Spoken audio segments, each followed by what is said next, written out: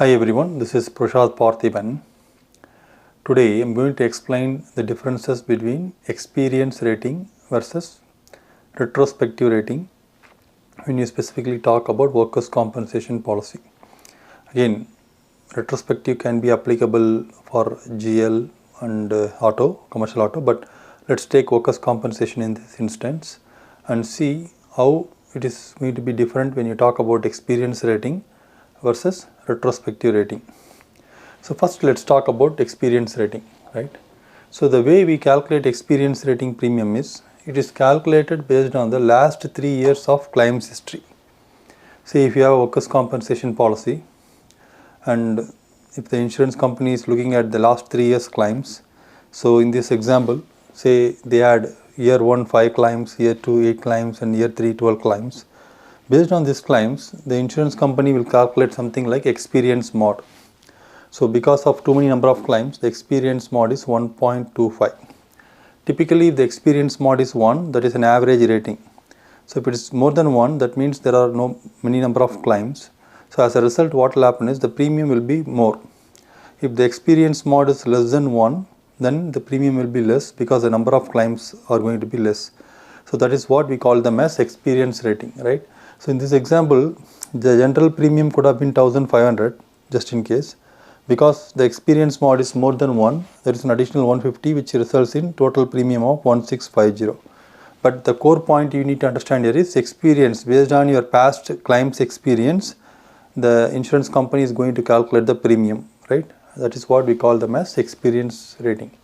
Whereas for the same workers' compensation policy, customer can opt for retrospective rating also, right?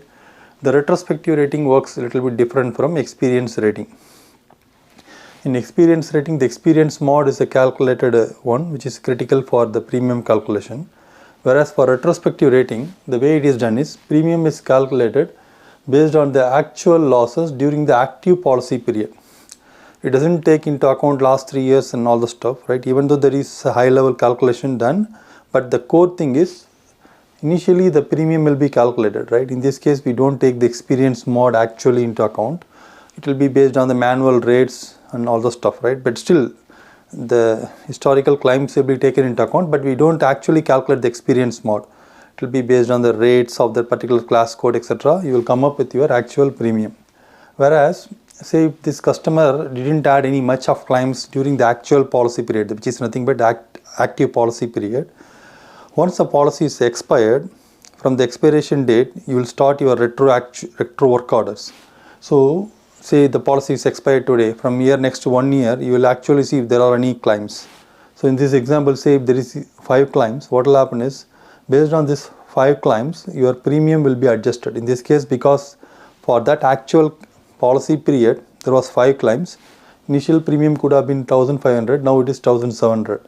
Assume you have a customer who has a very good kind of safety precautions, risk control mechanisms, so that there is no claim. What will happen is this 500 can be reduced to 1300. That's the difference between retrospective and experience rating. In experience rating, you look at your past historical claims, whereas in retrospective, you look at the claims history for that actual policy period. If in the actual policy period there are no claims, your initial premium can be reduced. Whereas if in the actual policy period, if there are more claims, your initial premium could be increased. So that is the actual difference between retrospective rating and experience rating. Thank you once again for your continuous support. Have a great day. Bye-bye.